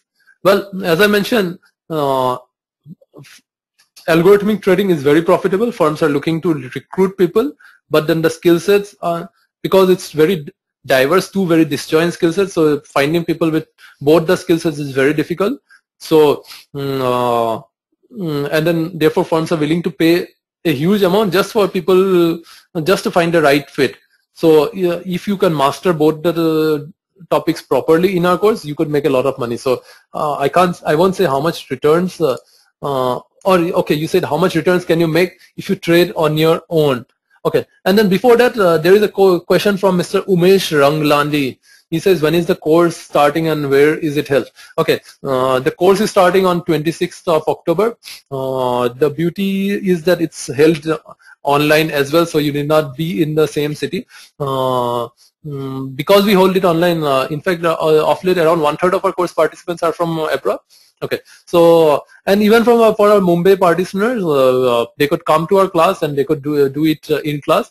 But the thing is, once they attend one class from home and then they do it online, we have invested a lot in technology, by the way. So after they attend one class online, they feel that the experience is just as good, and then they start attending everything in online. So towards the end of the course, you find a whole list of students attending it online, and then just 1 or 2% in class, or sometimes just 0 or 1. So it's a bit comical for the instructor to speak to an empty class, but that's how it sometimes becomes. What is the fees? I'm going to come to your question. Yeah, Vedi Velu Murthy, what is the fees? Yeah, as I mentioned, it's 1,10,000 plus taxes, but then based on if you register early, there are some early bird discounts, and then there is also a discount for scholarship. So if you do well in the scholarship test, so you would get a discount there as well. And then for corporates, etc., we have a group discount scheme as well. So I'll ask my sales representative, I'll ask her to get in touch with you to discuss this in detail. And after learning all this in detail depth, how much can I generate percentage per month per annum? So it depends. If I invest 10 lakhs rupees, how much percentage return can I make? So it depends on, okay, oh my God, I'm getting so many queries right now. Do you think 4 months training is enough for someone to in India or abroad? 4 months, you have to put a lot of hard work actually. So 4 months, the assignments at the end of the class, if you do them over the week, so while the classes are only done on the weekends, but then you will get assignments to do over the weeks, and then if you do it really well, and if you put 4 months of focused attention, then it should be good enough. And then often people continue doing it's a very long association that we end up having with students, and then they do one project after another, work with our faculty, and then sometimes the first project would finish after 5.5 months, the second project would finish 7 months after he started doing the course. So yeah, it's a never learning process. Now I'll come back to II's question, how much returns can you possibly make? So it depends on the kind of technological infrastructure, it depends on the kind of sophistication of your statistical model, how closely it mirrors the real market. So if it is very close to the real market, then in that case you could make huge profits. So algorithmic trading, people are known to make huge amounts of money. So you could even double your money, or do even way better than doubling your money in a year. So if your model is, if you can rightly model the market movements, and then if you have invested a lot in technology, you need not be good at modeling the market. Just by exploiting misprices in the market regularly, you could do a lot of, make a lot of profits. But then obviously this is the markets, and then everyone is trying to make a profit, so it's going to be competitive. And then if you're trying to make profits technologically, it is going to become something of something similar to a technological arms race. You will invest in a system to be able to respond to market events faster than others. Then someone will invest some more advanced and sophisticated technology which will enable them to respond even faster. So say your system responds in 10 microseconds, someone else will invest in a system that responds in 7 microseconds. Then you will need to invest in a system which responds even faster than that. It becomes a technological arms race, but the profits, while you need to make more profits than the investments that you have done, and then it's people who move in early have made a lot of profits. So yeah, what is the investment in technology required? So if you are looking at it as an individual, now what is the investment in technology required? You don't need to invest in technology individually. You could contact a broker, and then for example, Master Trust in India is one of our partners.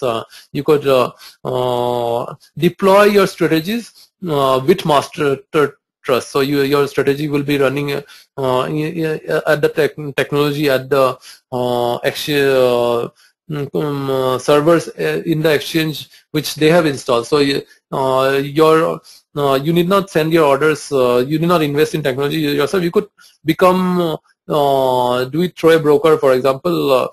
So the detail, you need to work it out with the broker. You will need to get your strategies empaneled by the exchange, and then yeah.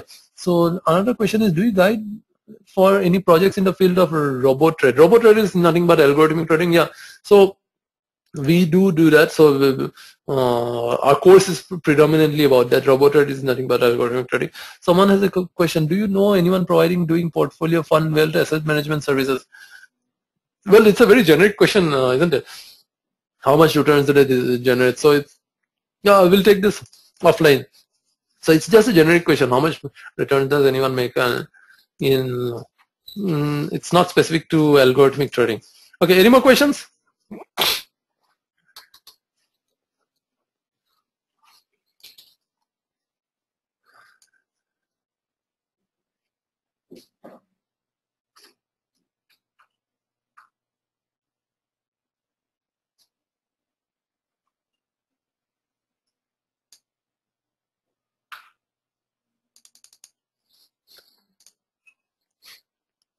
So I is still persistent. How much returns does an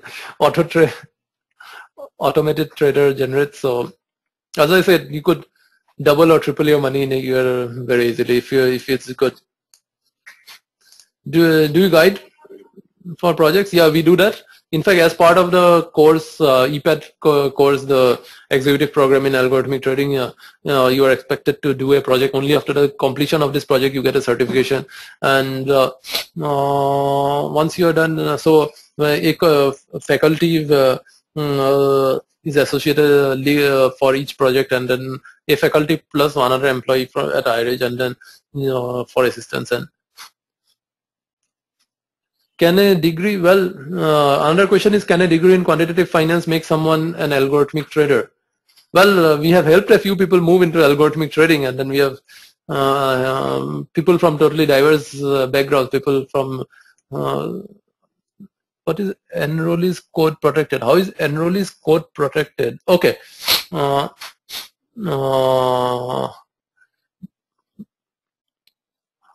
did not get your question. How is enrollees code protected? So do you mean that if you are doing a project at QI, and then how is the code designed for the project at QI? How is it protected? Are you referring to that? Patrick, can you rephrase, elucidate the question? I did not get your question.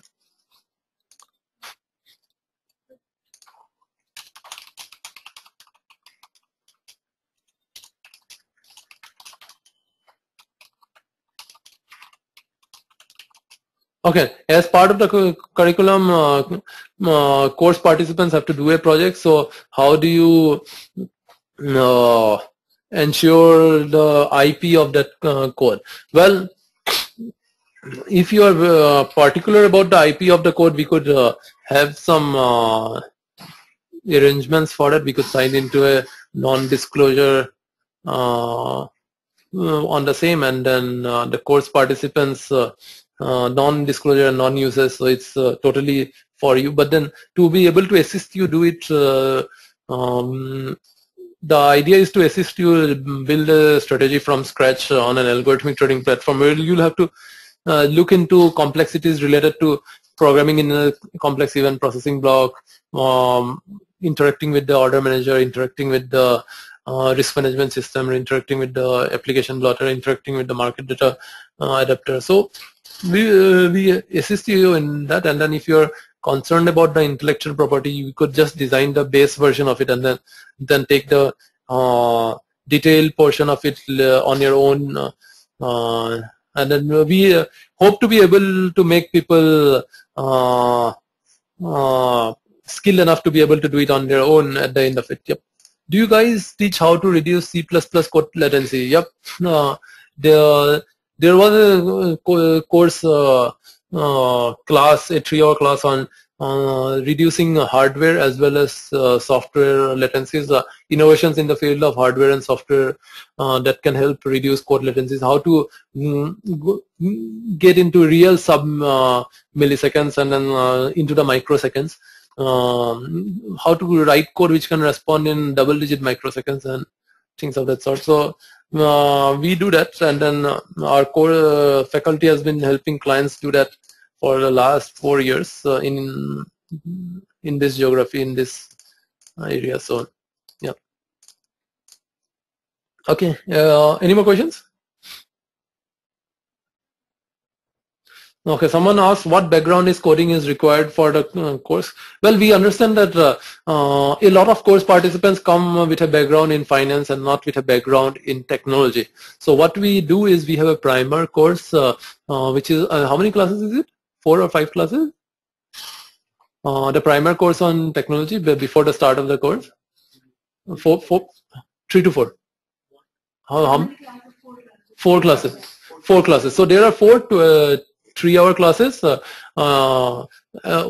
as introduction for people who don't have background in programming, and it's good to know, and then it's good to have done a bit of it, but then we have those 4 classes at the very start, and then there is constant assistance. So we try to, so if someone feels that they are not being able to cope up with the programming part of it, and this is what thing that we often find. So what we do is those people again end up doing the programming part in the next batch. So they again do the programming part in the next batch. Or say you are finding the statistics part of it difficult. You are finding it difficult to understand how to work on R for analyzing loads of historical data. So what you do in such a scenario is that you use you use you do the segment on R once again, or someone had a bit of difficulty in understanding the segment on options, or say how to say the first, second, third, so you just redo that segment once again. So once you have joined the course, you can do the same class again in a later course, later batch, whenever it is. So it's not a problem. And then what background is, a bit of understanding is good, but then well, actually the thing is, we try to ensure that at the end of the course you would be able to program on an algorithmic trading platform and write basic code. And then if you come with a good background, then you will be able to write better programs. You will be able to write sophisticated, complex programs. You would be able to optimize it better.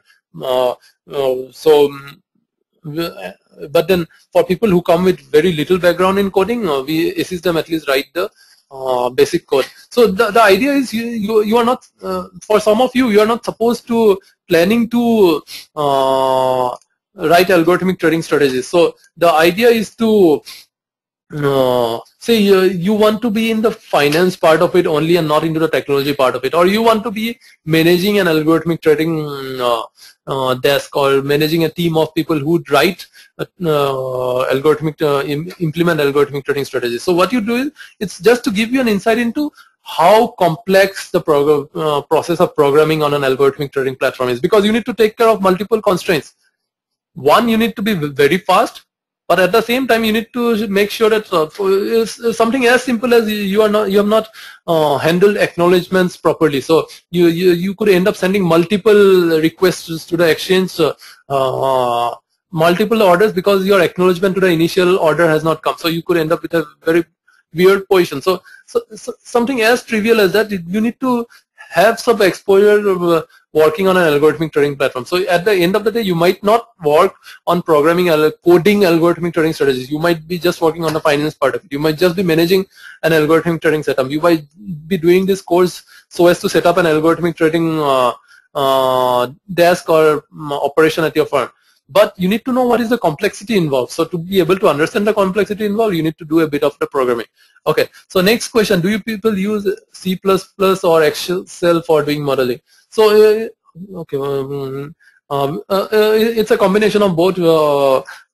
We use R for statistical backtesting, and then we use R on top of Excel. So R, for those of you who are aware, a lot of you might have done statistical analysis using tools like SPSS, SAS, and what was the name of the tool which started with C? I forgot. So R can handle a much faster amount of data. So that's the thing in flavor of the season. In fact, the season has lasted very long. So it's a flavor for multiple seasons. It is what people in this domain prefer. People in the financial domain, people who are doing high frequency, wherein you need to just imagine the amount of data that you need to work on when you are using R. So when you are doing high frequency trading backtesting, so the number of ticks that you need to look at, the number of amount of data that you need to work on is huge. So you need to use statistical tools like R, Hadoop, etc. So C++, Excel obviously fails. Excel comes nowhere. But we used to teach people Excel and then VBA as well. I'm not sure. Do we still teach people about Excel, VBA?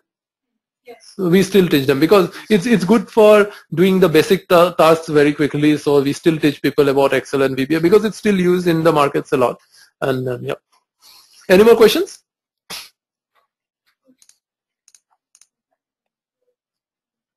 Okay. Finally, the questions have stopped flowing in. Unlike at one point of time, the questions were just flowing in too rapidly. I believe the session was supposed to last only for 1.5 hours, and now it's almost 10 minutes to 2 hours. Well, yeah, so Mr. Mohammed Saqib has a question. What simulator do you guys use for testing strategies? So yeah, so for those of you who don't understand what a simulator is instead of when you do the process of designing an algorithmic trading strategy, you first hypothesize, if you go to a traditional way and then you say that these and these factors are relevant, and then you test it, backtest it against historical data using R. After you backtest it, you implement it in code in the algorithmic trading platform. But what you have coded might not be very similar to what the person who made the hypothesis had thought of. To ensure that this mismatch does not happen, or to ensure that the programmer might have understood the the trader's requirements very properly, but then he might have made some programming errors. So to ensure that neither of this exists in the code, you need to test it. But you cannot test it against the exchange. You cannot just send orders to the exchange to see if it's working fine. If there is some error, then you would go the way iRageCapital went, and then you would be totally go from 0 to 0 in no time. So what you do is you send orders to a simulator instead. You don't send orders to the exchange, you send orders to the simulator instead. So that is the question from Mohammed Saqib is, what kind of simulators do you guys use? So let me give you tell you what we use as an algorithmic trading platform. We right now we use we used to teach on one of the most sophisticated algorithmic trading platform globally, but then because the course participants did not have access to it at home, therefore we moved to an open source, the most popular open source tool, MarketCetra. A lot of algorithmic trading platforms are actually built on top of MarketCetra. So we use the MarketCetra algorithmic trading platform. You could download it at home. You could do any, you write your strategies. Even the statistical tool that we have, R, it's very popular. One of the reasons why it's probably very popular is because it's open source, like Linux. So whatever is open source generally becomes very popular. So we use R, we use MarketCetra, and then you could download both of them and then start for Windows, for Linux, and then you could start building your strategies and testing it. Okay, any more questions?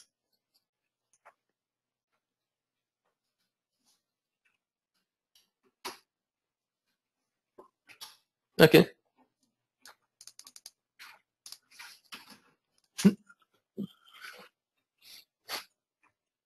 Okay, so someone said, Umesh Ranglani said, how do you spell that trading platform?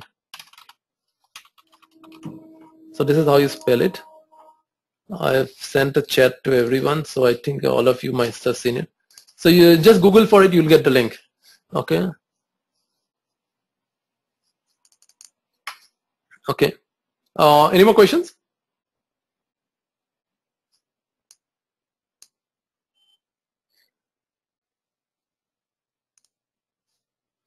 Patrick has a question, why don't you raise money on your own and make a fortune in lieu of offering your service? Well, do you know this story? Who made the most money during the Californian gold rush? It was not the people who were searching for gold, but it was the people who were providing the tools and instruments. So there is a lot of money in algorithmic trading for sure, but then it was a conscious decision at that point of time, and then somehow it has worked good with us, and then we have persisted this way. And anyway, if our strategies don't make money, we don't survive. So we have been able to survive for 4 years because we have been able to assist clients generate a huge chunk of the exchange volumes because our strategies have been working good for them. So if it doesn't work for them, it doesn't work for us financially. So our profitability, our sustenance, our profitability is based on how well they profit. Yeah, he who has the fastest machine definitely wins. Someone said, Patrick said that he who has the fastest machine wins, but definitely. But then, just technology is not the answer. Let me tell you very frankly, because if your strategy is not robust enough, if it, you could have the fastest technology, but then if your quant models are not robust enough, then you couldn't.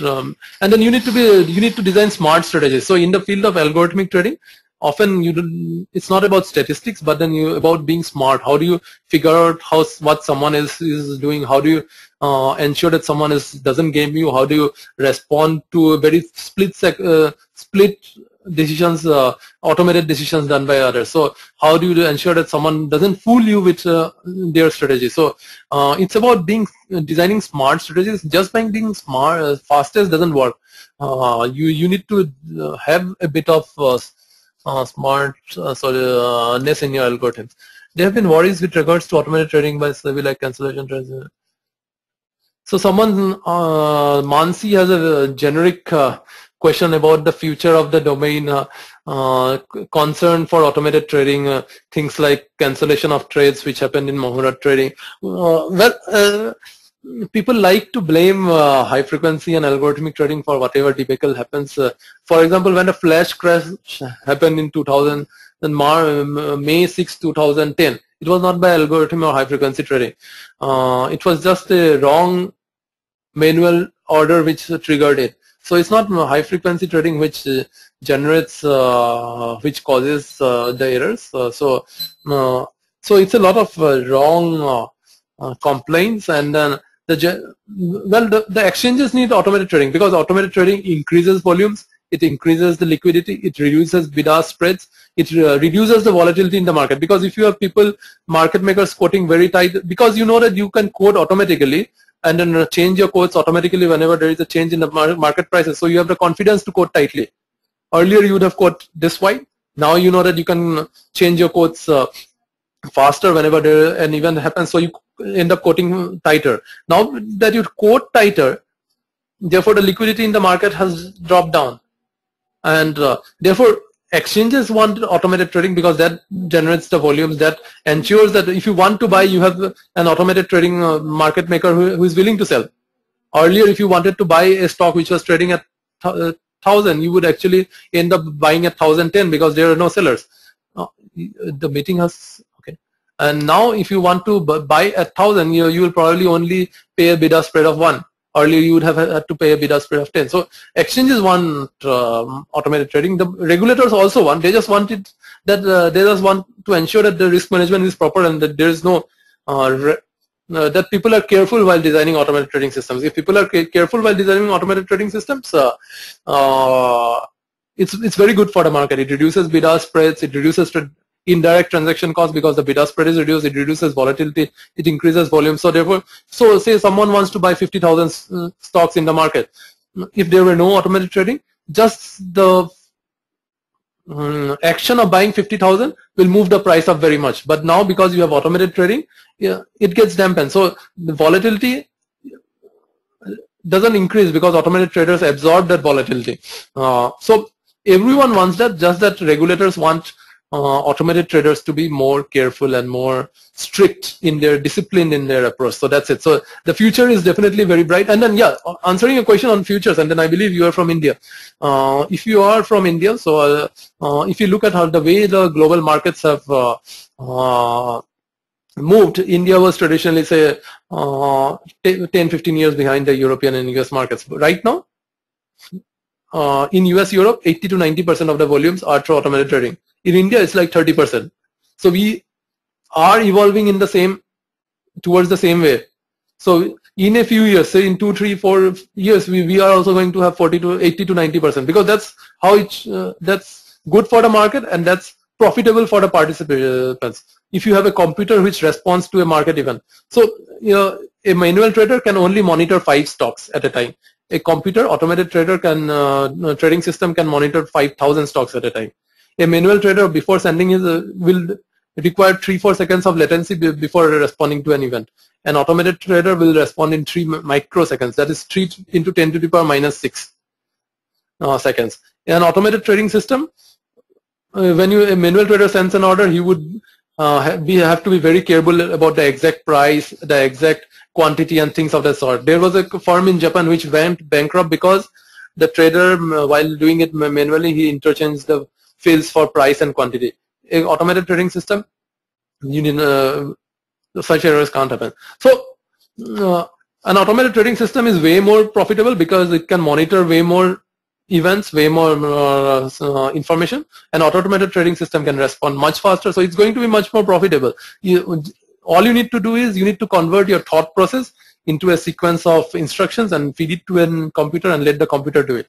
So evidently everything is going to move towards automated trading. It's good for the market. It's profitable for people practicing it. So the future is not scary. Don't worry about it. Any more questions? Okay. Yeah. Okay. If you have any questions at any point of time, you could just log